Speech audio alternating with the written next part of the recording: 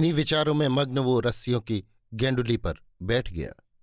निद्रा से उसकी आंखें बंद हो गईं। नींद में उसे एक स्वप्न दिखाई दिया। उसे मालूम हुआ कि कहीं से तुरहियों की आवाज कान में आ रही है। आकाश रक्तवर्ण हो गया है। उसे ज्ञात हुआ कि धर्माधर्म के विचार का दिन आ पहुंचा।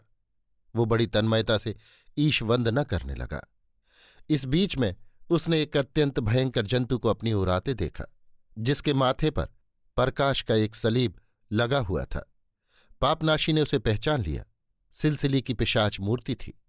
उस जंतु ने उसे दांतों के नीचे दबा लिया और उसे लेकर चला, जैसे बिल्ली अपने बच्चे को लेकर चलती है।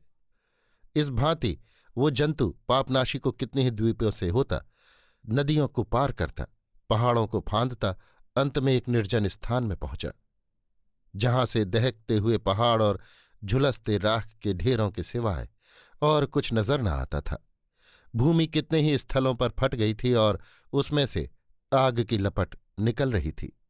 जंतु ने पापनाशी को धीरे से उतार दिया और कहा, देखो। पापनाशी ने एक खोह के किनारे झुककर नीचे देखा। एक आग की नदी पृथ्वी के अंत स्थल में दो काले काले पर्वतों के बीच से बह रही थी। वहां धुंधले प्रकाश में नरक के दूत पापात्माओं को कष्ट दे रहे थे। इन आत्माओं पर उनके मृत शरीर का हल्का आवरण था। यहां तक कि कुछ वस्त्र भी पहने हुए थी। ऐसे दारुण कष्टों में भी ये आत्माएं बहुत दुखी न जान पड़ती थीं। उनमें से एक, जो लंबी गौरवर्ण आंखें बंद किए हुए थी, हाथ में एक तलवार लिए जा रही थी। उसके मधुर स्वरों से समस्त मरुभूमि गूंज रही थी। वो देवताओं और शूरवीरों की विरदावली गा रही थी। छोटे छोटे हरे रंग के दैत्य उनके होंठ और कंठ को लाल लोहे की सलाखों से छेद रहे थे। ये अमर कवि होमर की प्रतिच्छाया थी। वो इतना कष्ट झेल कर भी गाने से बाज न आती थी। उसके समीप ही अनक गोरस, जिसके सिर के बाल गिर गए थे, धूल में परकाल से शक्लें बना रहा था। एक दैत्य उसके कानों में खौलता हुआ तेल डाल रहा था, पर उसकी एकाग्रता को भंग न कर सकता था। इसके अतिरिक्त पापनाशी को और कितनी ही आत्माएं दिखाई दी, जो जलती हुई नदी के किनारे बैठी हुई उसी भांति पठन पाठन, वाद प्रतिवाद, उपासना ध्यान में मग्न थी, जैसे यूनान के गुरुकुलों में गुरु शिष्य किसी वृक्ष की छाया में बैठकर किया करते थे। वृद्ध टिमाक्लीज ही सबसे अलग था और भ्रांतिवादियों की भांति सिर हिला रहा था। एक दैत्य उसकी आंखों के सामने एक मशाल हिला रहा था, किंतु टिमाक्लीज आंखें ही न खोलता था। इस दृश्य से चकित होकर पापनाशी ने उस भयंकर जंतु की ओर देखा, जो उसे यहां लाया था। कदाचित उससे पूछना चाहता था कि ये क्या रहस्य है, पर वो जंतु अदृश्य हो गया और उसकी जगह एक स्त्री मुंह पर नकाब डाले खड़ी थी। वो बोली, योगी, खूब आंखें खोलकर देख। इन भ्रष्ट आत्माओं का दुराग्रह इतना जटिल है कि नरक में भी उनकी भ्रांति शांत नहीं हुई। यहां भी वो उसी माया के खिलौने बने हुए हैं। मृत्यु ने उनके भ्रमजाल को नहीं तोड़ा, क्योंकि प्रत्यक्ष ही केवल मर जाने से ही ईश्वर के दर्शन नहीं होते। जो लोग जीवन भर अज्ञान अंधकार में पड़े हुए थे, वो मरने पर भी मूर्ख ही बने रहेंगे। ये दैत्यगण ईश्वरीय न्याय के यंत्र ही तो हैं। यही कारण है कि आत्माएं उन्हें न देखती हैं, न उनसे भयभीत होती हैं। वो सत्य के ज्ञान से शून्य थे, अतएव उन्हें अपने अकर्मों का भी ज्ञान न था। उन्होंने जो कुछ किया अज्ञान की अवस्था में किया।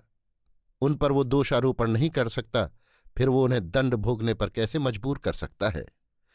पापनाशी ने उत्तेजित होकर कहा, ईश्वर सर्वशक्तिमान है, सब कुछ कर सकता है। नकाबपोश स्त्री ने उत्तर दिया, नहीं, वो असत्य को सत्य नहीं कर सकता। उसको दंड भोग के योग्य बनाने के लिए पहले उनको अज्ञान से मुक्त करना होगा, और जब वो अज्ञान से मुक्त हो जाएंगे तो वो धर्मात्माओं की श्रेणी में आ जाएंगे। पापनाशी उद्विग्न और मर्माहत होकर फिर खोह के किनारों पर झुका। उसने निस्यास की छाया को एक पुष्पमाला सिर पर डाले और एक झुलसे हुए मेहंदी के वृक्ष के नीचे बैठे देखा। उसके बगल में एक अति रूपवती वैश्या बैठी हुई थी और ऐसा विदित होता था कि वो प्रेम की व्याख्या कर रहे हैं। वैश्या की मुखश्री मनोहर और अप्रतिम थी। उन पर जो अग्निवर्षा हो रही थी वो ओस की बूंदों के समान सुखद और शीतल थी, और वो झुलसती हुई भूमि उनके पैरों से कोमल तृण के समान दब जाती थी। ये देखकर पापनाशी की क्रोधाग्नि जोर से भड़क उठी। उसने चिल्लाकर कहा, ईश्वर, इस दुराचारी पर वज्रघात कर। ये निस्यास है। उसे ऐसा कुचल कि वो रोए कराहे और क्रोध से दांत पीसे। उसने थायस को भ्रष्ट किया है। सहसा पापनाशी की आंखें खुल गईं। वो एक बलिष्ठ मांझी की गोद में था। मांझी बोला, बस मित्र, शांत हो जाओ। जल देवता साक्षी है कि तुम नींद में बुरी तरह चौंक पड़ते हो। अगर मैंने संभाल न लिया होता तो तुम अब तक पानी में डुबकियां खाते होते। आज मैंने तुम्हारी जान बचाई। पापनाशी बोला, ईश्वर की दया है। वो तुरंत उठ खड़ा हुआ और स्वप्न पर विचार करता हुआ आगे बढ़ा। अवश्य ही ये दुस्वप्न है। नरक को मिथ्या समझना ईश्वरीय न्याय का अपमान करना है। इस स्वप्न का प्रेषक कोई पिशाच है। ईसाई तपस्वियों के मन में ये नित्य शंका उठती रहती है कि ये स्वप्न का हेतु ईश्वर है या पिशाच। पिशाच आदि उन्हें नित्य घेरे रहते थे। मनुष्यों से जो मुंह मोड़ता है उसका गला पिशाचों से नहीं छूट सकता। मरुभूमि पिशाचों का क्रीड़ा क्षेत्र है। वहां नित्य उनका शोर सुनाई देता है। तपस्वियों को प्रायः अनुभव से या स्वप्न की व्यवस्था से ज्ञान हो जाता है कि ये मर्द ईश्वरीय प्रेरणा या पैशाचिक प्रलोभन है, पर कभी कभी बहुत यत्न करने पर भी उन्हें भ्रम हो जाता है। तपस्वियों और पिशाचों में निरंतर और महाघोर संग्राम होता रहता है। पिशाचों को सदैव ये धुन रहती थी कि योगियों को किसी तरह धोखे में डालें और उनसे अपनी आज्ञा मनवा लें। संत जॉन एक प्रसिद्ध पुरुष थे। पिशाचों के राजा ने 60 वर्ष तक लगातार उन्हें धोखा देने की चेष्टा की, पर संत जॉन उनकी चालों को ताड़ लिया करते थे। एक दिन पिशाच राजा ने एक वैरागी का रूप धारण किया और जॉन की कुटी में आकर बोला, जॉन, कल शाम तक तुम्हें व्रत रखना होगा। जॉन ने समझा वो ईश्वर का दूत है और 2 दिन तक निर्जल रहा। पिशाच ने उन पर केवल यही एक विजय प्राप्त की। यद्यपि इससे पिशाच राज का कोई कुत्सित उद्देश्य न पूरा हुआ, पर संत जॉन को अपनी पराजय का बहुत शोक हुआ।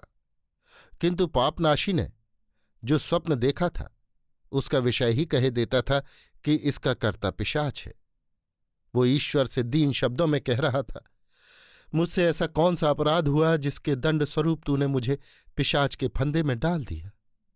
सहसा उसे मालूम हुआ कि मैं मनुष्यों के एक बड़े समूह में इधर उधर धक्के खा रहा हूं। कभी इधर जा पड़ता हूं, कभी उधर। उसे नगरों की भीड़ भाड़ में चलने का अभ्यास न था। वो एक जड़ वस्तु की भांति इधर उधर ठोकरे खाता फिरता था और अपने कम ख्वाब के कुर्ते के दामन से उलझकर वो कई बार गिरते गिरते बचा। अंत में उसने एक मनुष्य से पूछा, तुम लोग सब के सब एक ही दिशा में इतनी हड़बड़ी के साथ कहाँ दौड़े जा रहे हो? क्या किसी संत का उपदेश हो रहा है? उस मनुष्य ने उत्तर दिया, यात्री, क्या तुम्हें मालूम नहीं कि शीघ्र ही तमाशा शुरू होगा और थायस रंगमंच पर उपस्थित होगी? हम सब उसी थिएटर में जा रहे हैं। तुम्हारी इच्छा हो तो तुम भी हमारे साथ चलो। इस अप्सरा के दर्शन मात्र ही से हम कृतार्थ हो जाएंगे। पापनाशी ने सोचा कि थायस को रंगशाला में देखना मेरे उद्देश्य के अनुकूल होगा। वो उस मनुष्य के साथ हो लिया। उसके सामने थोड़ी दूर पर रंगशाला स्थित थी। उसके मुख्य द्वार पर चमकते हुए पर्दे पड़े थे और उसकी विस्तृत वृत्ताकार दीवारें अनेक प्रतिमाओं से सजी हुई थीं। अन्य मनुष्यों के साथ ये दोनों पुरुष भी तंग गली में दाखिल हुए। गली के दूसरे सिरे पर अर्धचंद्र के आकार का रंगमंच बना हुआ था, जो इस समय प्रकाश से जगमगा रहा था। वे दर्शकों के साथ एक जगह पर बैठे। वहां नीचे की ओर किसी तालाब के घाट की भांति सीढ़ियों की कतार रंगशाला तक चली गई थी। रंगशाला में अभी कोई न था, पर वो खूब सजी हुई थी। बीच में कोई पर्दा न था। रंगशाला के मध्य में कब्र की भांति एक चबूतरा सा बना हुआ था। चबूतरे के चारों तरफ रावटियां थीं। रावटियों के सामने भाले रखे हुए थे और लंबी लंबी खूंटियों पर सुनहरी ढालें लटक रही थीं। स्टेज पर सन्नाटा छाया हुआ था। जब दर्शकों का अर्धवृत्त ठसाठस भर गया तो मधुमक्खियों की भिनभिनाहट सी दबी हुई आवाज आने लगी। दर्शकों की आंखें अनुराग से भरी हुई वृहद निस्तब्ध रंगमंच की ओर लगी हुई थी। स्त्रियां हंसती थीं और नींबू खाती थीं और नित्य प्रति नाटक देखने वाले पुरुष अपनी जगहों से दूसरों को हंस हंस पुकारते थे। पापनाशी मन में ईश्वर की प्रार्थना कर रहा था और मुंह से एक भी मिथ्या शब्द नहीं निकालता था, लेकिन उसका साथी नाट्यकला की अवनति की चर्चा करने लगा। भाई, हमारी इस कला का घोर पतन हो गया है। प्राचीन समय में अभिनेता चेहरे पहनकर कवियों की रचनाएं उच्च स्वर से गाया करते थे। अब तो वो गूंगों की भांति अभिनय करते हैं। वो पुराने सामान भी गायब हो गए। ना तो वो चेहरे रहे जिनमें आवाज को फैलाने के लिए धातु की जीभ बनी रहती थी, ना वो ऊंचे खड़ाऊ ही रह गए जिन्हें पहनकर अभिनेतागण देवताओं की तरह लंबे हो जाते थे, ना वो ओजस्विनी कविताएं रहीं और ना वो मर्मस्पर्शी अभिनय चातुर्य। अब तो पुरुषों की जगह रंगमंच पर स्त्रियों का दौर दौरा है, जो बिना संकोच के खुले मुंह मंच पर आती हैं। उस समय के यूनानवासी स्त्रियों को स्टेज पर देखकर न जाने दिल में क्या कहते। स्त्रियों के लिए जनता के सम्मुख मंच पर आना घोर लज्जा की बात है। हमने इस कुप्रथा को स्वीकार करके अपने आध्यात्मिक पतन का परिचय दिया है। ये निर्विवाद है कि स्त्री पुरुष का शत्रु और मानव जाति का कलंक है। पापनाशी ने इसका समर्थन किया। बहुत सत्य कहते हो। स्त्री हमारी प्राणघातिका है। उससे हमें कुछ आनंद प्राप्त होता है और इसलिए उससे सदैव डरना चाहिए। उसके साथी ने, जिसका नाम डोरियन था, कहा, स्वर्ग के देवताओं की शपथ खाता हूं, स्त्री से पुरुष को आनंद नहीं प्राप्त होता, बल्कि चिंता, दुख और अशांति, प्रेम ही हमारे दारुणतम कष्टों का कारण है।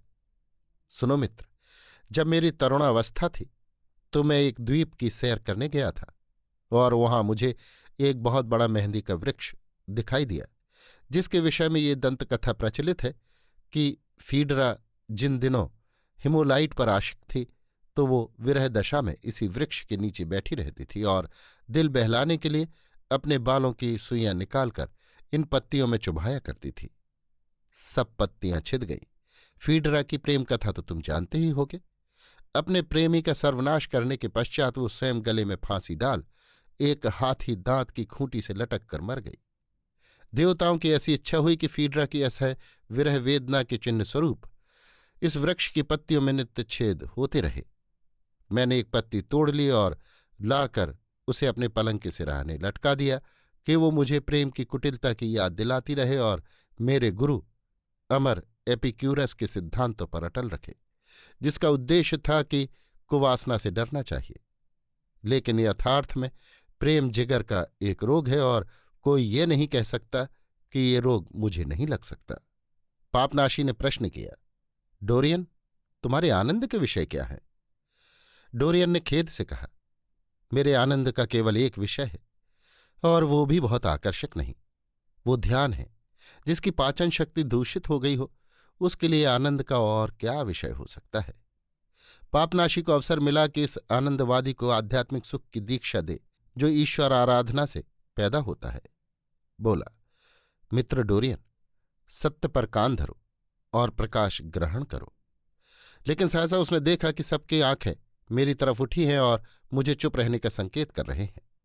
नाट्यशाला में पूर्ण शांति स्थापित हो गई और एक क्षण में वीरगान की ध्वनि सुनाई दी। खेल शुरू हुआ। होमर की इलियड का एक दुखांत दृश्य था। ट्रोजन युद्ध समाप्त हो चुका था।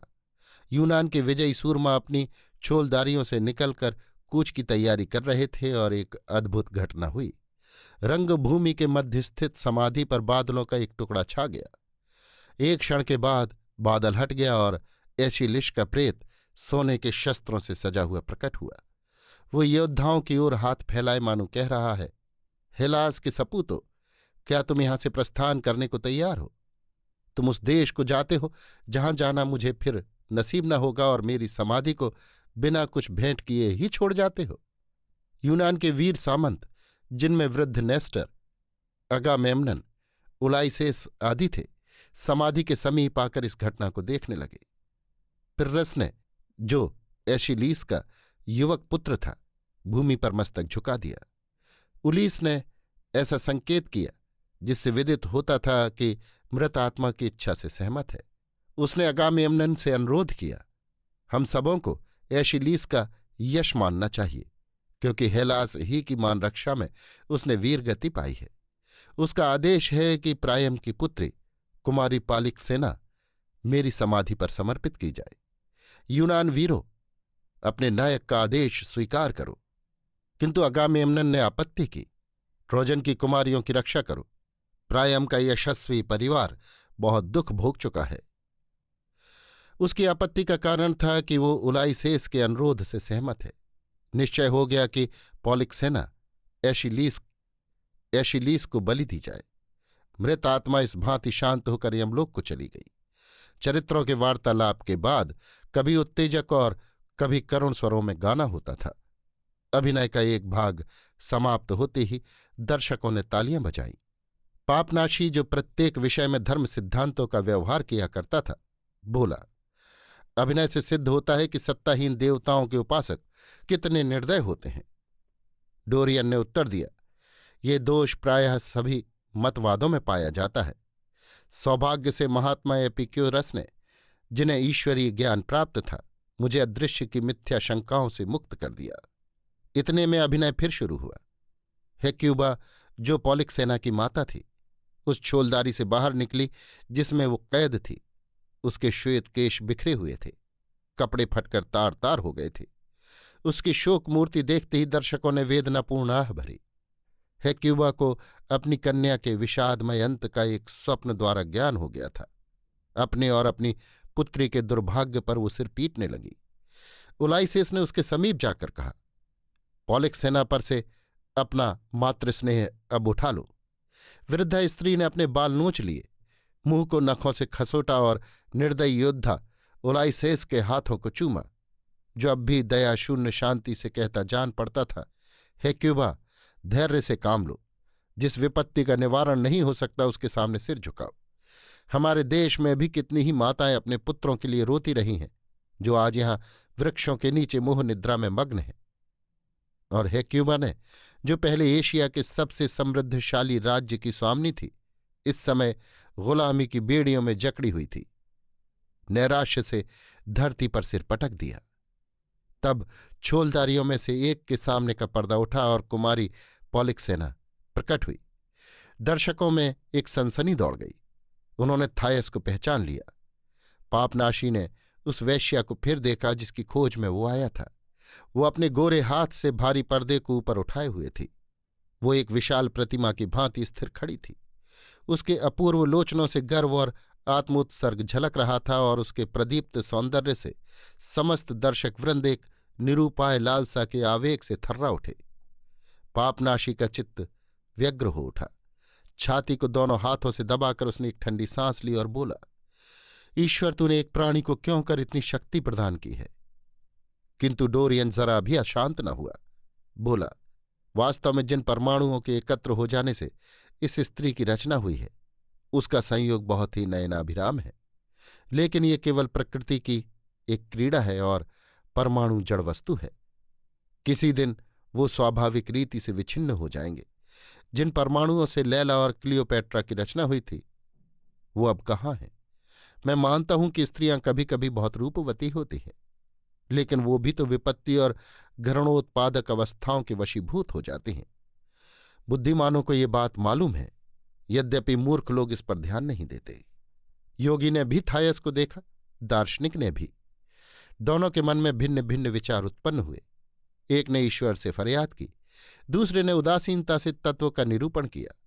इतने में रानी हेक्यूबा ने अपनी कन्या को इशारों से समझाया, मानो कह रही है, इस हृदयहीन उलाइसेस पर अपना जादू डाल, अपने रूप लावण्य, अपने यौवन और अपने अश्रु प्रवाह का आश्रय ले। थायस या कुमारी पालिक्सेना ने छोलदारी का पर्दा गिरा दिया। तब उसने एक कदम आगे बढ़ाया। लोगों के दिल हाथ से निकल गए, और जब वो गर्व से तालों पर कदम उठाती हुई उलाइसेस की ओर चली, तो दर्शकों को ऐसा मालूम हुआ मानो वो सौंदर्य का केंद्र है। कोई आपे में न रहा, सबकी आंखें उसी ओर लगी हुई थीं। अन्य सभी का रंग उसके सामने फीका पड़ गया। कोई उन्हें देखता भी न था। उलाइसेस ने मुंह फेर लिया और मुंह चादर में छिपा लिया कि इस दया भिखारिणी के नेत्र कटाक्ष और प्रेमालिंगन का जादू उस पर ना चले। पालिक्सेना ने उससे इशारों से कहा, मुझसे क्यों डरते हो?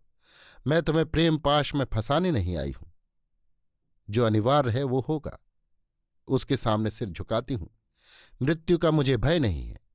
प्रायम की लड़की और वीर हेक्टर की बहन इतनी गई गुजरी नहीं है कि उसकी शैया, जिसके लिए बड़े बड़े सम्राट लालायित रहते थे, किसी विदेशी पुरुष का स्वागत करे। मैं किसी की शरणागत नहीं होना चाहती। हेक्युबा, जो अभी तक भूमि पर अचेत सी पड़ी थी, सहसा उठी और अपनी प्रिय पुत्री को छाती से लगा लिया। ये उसका अंतिम नैराश्यपूर्ण आलिंगन था। पतिवंचित मात्र हृदय के लिए संसार में कोई अवलंब न था। पालिक्सेना ने धीरे से माता के हाथों से अपने को छुड़ा लिया, मानो उससे कह रही थी, माता, धैर्य से काम लो, अपने स्वामी की आत्मा को दुखी मत करो। ऐसा क्यों करती हो कि ये लोग निर्दयता से जमीन पर गिराकर मुझे अलग कर लें। थायस का मुख चंद्रिस शोकावस्था में और भी मधुर हो गया था, जैसे मेघ के हल्के आवरण से चंद्रमा। दर्शक वृंद को उसने जीवन के आवेशों और भावों का कितना अपूर्व चित्र दिखाया। इससे सभी मुग्ध थे। आत्मसम्मान, धैर्य, साहस आदि भावों का ऐसा अलौकिक, ऐसा मुग्ध कर दिग्दर्शन कराना थायस का ही काम था। यहां तक कि पापनाशी को भी उस पर दया आ गई। उसने सोचा, ये चमक दमक अब थोड़े ही दिनों के और मेहमान हैं, फिर तो ये किसी धर्माश्रम में तपस्या करके अपने पापों का प्रायश्चित करेगी। अभिनय का अंत निकट आ गया। हेक्युबा मूर्छित होकर गिर पड़ी और पॉलिक्सेना उलाइसेस के साथ समाधि पर आई। योद्धागण उसे चारों ओर से घेरे हुए थे। जब वो बलिवेदी पर चढ़ी तो एशिलीज के पुत्र ने एक सोने के प्याले में शराब लेकर समाधि पर गिरा दी। मातमी गीत गाए जा रहे थे। जब बलि देने वाले पुजारियों ने उसे पकड़ने को हाथ फैलाया तो उसने संकेत द्वारा बतलाया कि मैं स्वच्छंद रहकर मरना चाहती हूं, जैसा कि राजकन्याओं का धर्म है। तब अपने वस्त्रों को उतारकर वो वज्र को हृदय स्थल में रखने को तैयार हो गई। पिर्रस ने सिर फेर कर अपनी तलवार उसके वक्ष स्थल में भोंक दी। रुधिर की धारा बह निकली। कोई लाग रखी गई थी। थायस का सिर पीछे लटक गया। उसकी आंखें तिलमिलाने लगीं और एक क्षण में वो गिर पड़ी। योद्धागण तो बलि को कफन पहना रहे थे। पुष्प वर्षा की जा रही थी। दर्शकों की आर्त ध्वनि से हवा गूंज रही थी। पापनाशी उठ खड़ा हुआ और उच्च स्वर से उसने ये भविष्यवाणी की, मिथ्यावादियों और प्रेतों के पूजने वालों, ये क्या भ्रम हो गया है। तुमने अभी जो दृश्य देखा है वो केवल एक रूपक है। उस कथा का आध्यात्मिक अर्थ कुछ और है, और ये स्त्री थोड़े ही दिनों में अपनी इच्छा और अनुराग से ईश्वर के चरणों में समर्पित हो जाएगी। इसके 1 घंटे बाद पापनाशी ने थायस के द्वार पर जंजीर खटखटाई। थायस उस समय रईसों के मोहल्ले में सिकंदर की समाधि के निकट रहती थी। उसके विशाल भवन के चारों ओर सायेदार वृक्ष थे, जिनमें से एक जलधारा कृत्रिम चट्टानों के बीच से होकर बहती थी। एक बूढ़ी हबशिन दासी ने, जो मुंदरियों से लदी हुई थी, आकर द्वार खोल दिया और पूछा, क्या आज्ञा है। पापनाशी ने कहा, मैं थायस से भेंट करना चाहता हूं। ईश्वर साक्षी है कि मैं यहां इसी काम के लिए आया हूं। वो अमीरों कैसे वस्त्र पहने हुए था और उसकी बातों से रौब टपकता था। अतएव दासी उसे अंदर ले गई और बोली, थायस परियों के कुंज में विराजमान है। अभी आप सुन रहे थे मुंशी प्रेमचंद के लिखे उपन्यास अहंकार के पहले भाग को मेरी यानी समीर गोस्वामी की आवाज में।